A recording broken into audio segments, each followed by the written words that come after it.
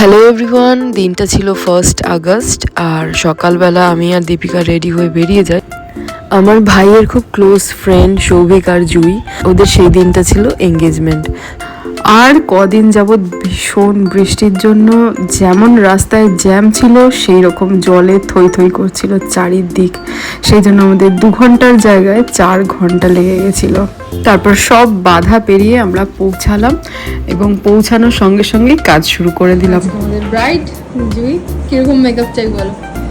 Natural finish, একটু dewy হবে, এরকম মেকআপ চাই। একদম ট্র্যাডিশনাল একদম ট্র্যাডিশনাল। কিরকম দিতে পারি তোমার লুকটা? তো জুই যেরকম নিজের ডিজায়ার একটা লুক চেয়েছিল, চেষ্টা করেছিলাম ওরকমই করার। তো আইল্যাশটা পরিয়ে আমি ওয়েট করছিলাম, সেটা শুকিয়ে যাওয়ার পরে আমি আই মেকআপটা পরে কমপ্লিট করেছি। তার আগে ওর আমি ফেস মেকআপটা কমপ্লিট করে নিচ্ছিলাম। এই যে কথায় বলে না, ব্যবহারী মানুষের পরিচয়, জুইয়ের ব্যবহার ভীষণ মিষ্টি ছিল, ইভেন ওর বাড়ির লোকেরও। যখন থেকে আমরা গেছি সমানে আমাদের টেক কেয়ার করেই যাচ্ছিলেন।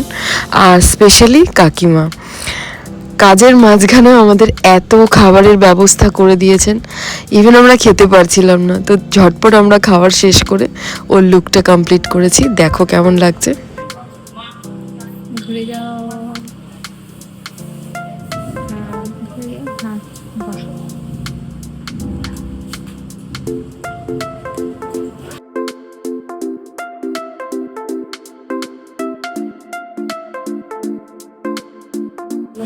খুব ভালো লাগছে, ঠিক যেরকম লুক চেয়েছিলাম সেরকম করে দিয়েছে নিতিকা দি। ভীষণ সুন্দর লাগছে, আর আই মেকআপ একদম পারফেক্ট, যেরকম বলেছিলাম সাটেল সুন্দর লাগছে। লিপটা পছন্দ হয়েছে? হ্যাঁ,